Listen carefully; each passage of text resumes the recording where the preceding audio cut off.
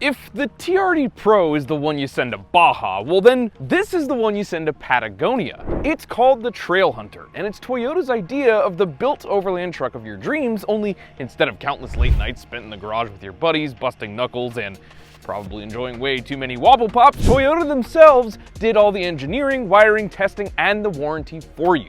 So, is that all worth nearly $66,000? Would you be better off building something like this yourself? And more importantly, are you going to have to make any sacrifices to live with a truck like this every day? Or has Toyota's engineering proved that maybe there don't always have to be trade-offs? Today, we're going to find out. Welcome to Ideal. Let's start with the nerd candy. The Trailhunter comes equipped with things like 2.5-inch Old Man Emu forged monotube shocks, a factory lift, and 33-inch Goodyear RTs on these gorgeous bronze 18s. It has additional skid plates, frame-mounted rock rails, and an ARB steel bumper with recovery points. At the front, the bronze Toyota grille hides an integrated LED light bar, and the rigid fogs can switch between white and amber for when things get dusty. And yes, it has a snorkel from the factory, but more on that in a second. In the bed, you get a Mall-E ready sport bar, bed lights, and a 2.4 kilowatt inverter. You also get an onboard air compressor with a proper digital controller, air down, air up, done. No trips to the gas station, and no portable box to rattle around under your gear. It all adds up to what might not only be the most out-of-the-box capable Tacoma ever built, but maybe also the best looking. The wheels, this trim, exclusive bronze paint, it all just works, and I think it looks fantastic. On the inside, it's familiar modern Toyota. A big 14-inch screen, clear cameras with all sorts of view options, simple menus, and blessedly normal physical controls for the stuff you poke with gloves. It's got soft tech seats with heat and ventilation and bespoke Trailhunter stitching, as well as 4 auxiliary switches that are pre-wired so your future lights and fridge aren't a total rat's nest. And unlike a TRD Pro, since there are no isodynamic front seats eating into the rear footwells, the back seat is still mid-sized truck tight, but actually usable for adults. And your kid's soccer bag won't have to ride in your lap. Of course, like all Tacomas, it has Toyota's latest suite of driver assists, including adaptive cruise with lane keep, but this being the Trailhunter, you get some clever off-road tech as well, including rear and center locking diffs, an electronically disconnectable front sway bar, and Toyota's downright impressive traction control systems. What that all means is, you get yourself into trouble out in the woods, and let's just say you could do a hell of a lot worse than having one of these. Point this thing at a trail, and as long as you've got the ground clearance, chances are pretty high it's going to go wherever you ask it to. Truth is, though, people don't buy these trucks to be used exclusively off-road. For most buyers, it will be a daily driver. So, as awesome as all the rugged go-anywhere stuff is, that all kind of starts to fall apart if it's not good to use every day. And guys, real quick, Rocky from New York already drove off with the first GTR and the bonus cash that changed his life. We literally flew him out here. He hung out with us for the whole weekend. We shipped his car back home to New York, and the dude had the time of his life. It genuinely changed everything for him. And now it's your turn. If you want a shot at winning your dream car plus bonus cash, hit the link in the pinned first comment right now. Now, back to the show. Luckily, it drives great. Around town, this hybrid drivetrain is a star. Say what you want about the complexity of turbos and hybrids, but remember, this is the company that's responsible for things like the turbocharged and legendary 2JZ and the hybridized Prius. Both things that kind of set the standard with their respective technologies. You get a fat wall of torque right off idle, and if you're used to the old V6, you'll find this is quite a bit more performant. Yes, the 8-speed will sometimes second guess itself, and sometimes the transition between electric power and the combustion engine is fairly noticeable. And yes, when it switches between port and direct injection, the engine doesn't make the most soothing of sounds. But the added performance paired with a slight uptick in fuel economy is hard to shrug aside. And for ride quality, well, that's where the Trailhunter genuinely surprised me. Because compared to the TRD Pro, somehow this truck just feels more settled. The Pro might have the high-speed desert running thing totally figured out.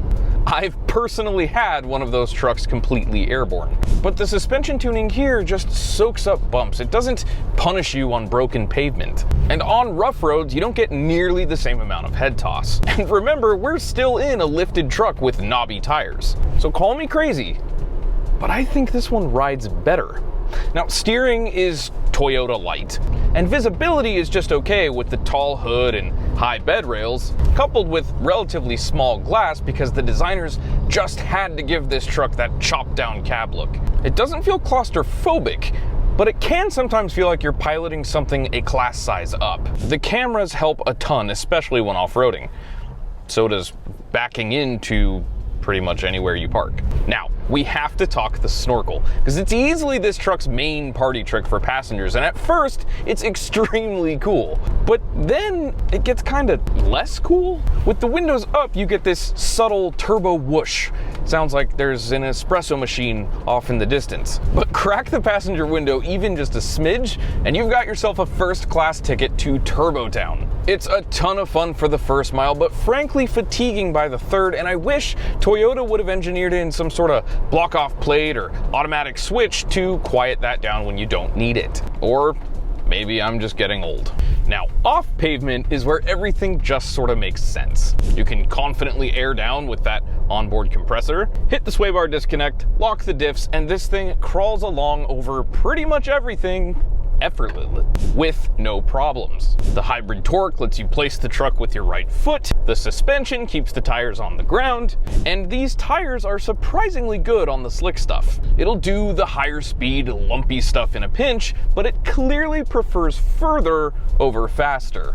If the TRD Pro is Red Bull, this is more like black coffee. Here are the numbers. iForce Max Hybrid, 2.4 turbo plus E-motor, 8-speed automatic, 326 horsepower, give or take a rounding error, and 465 pound-feet of torque. Low 7s to 60 if you care, about 22 to 24 miles per gallon on the window sticker, 6,000 pounds of towing capacity, and payload in the high 1600s depending on bed and options. And the MSRP lands in the low to mid 60s before dealer shenanigans. So what about the competition? Think trucks like the Ranger Raptor, which is cheaper and allegedly spicier. I haven't driven one, but I've been told it's a riot in the dunes. Then there's the Colorado ZR2 and Bison, which gets you serious travel and hardware, but you'll pay as you stack those AEV bits.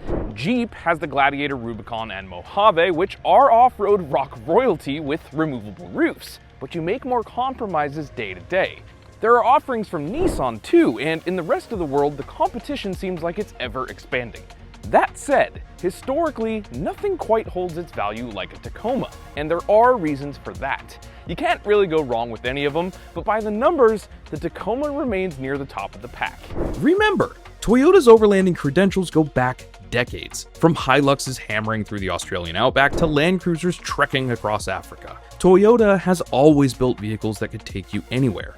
In the US, the Tacoma has long been the platform of choice for DIY overland builds, and the Trailhunter is Toyota's way of saying, let us build it for you, and make sure it all works together. But couldn't you just build this yourself? Maybe even save a little money? Well, maybe. High quality aftermarket suspensions, steel bumpers, skid plates, rock rails, snorkel, compressor, quality lighting, proper wiring, wheels, tires, locking diff. Call it probably somewhere between 10 to 15 grand once you've finished bleeding and arguing with warranties. Trailhunter gives you the important 90% baked right in, expertly tuned and covered. Now for many of us, building your own vehicle into what you want it to be is half the fun. But it must be said that sometimes piecemealing a bunch of aftermarket parts together doesn't always result in a totally cohesive experience like it does here. And that's totally cool. Go buy an off-road trim and let your imagination run wild. But if your weekends look like camp stoves and topographic maps, and you aren't interested in putting in the sweat equity to make your lesser Tacoma an overland overachiever, the Trailhunter is the smarter truck. It trades the TRD Pro's stunt double energy for actual range, comfort, and composure. And as a daily, it's the one I'd park in my driveway. Just maybe keep that passenger window up.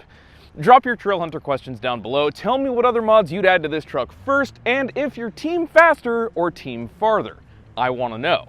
With that, my name's Trav, that's the Tacoma Trailhunter. Big thanks to Toyota for letting me play with your truck for the week, and as always, an even bigger thanks to all of you for watching. Do me a favor, hit like, get subscribed. I'll see you all next week.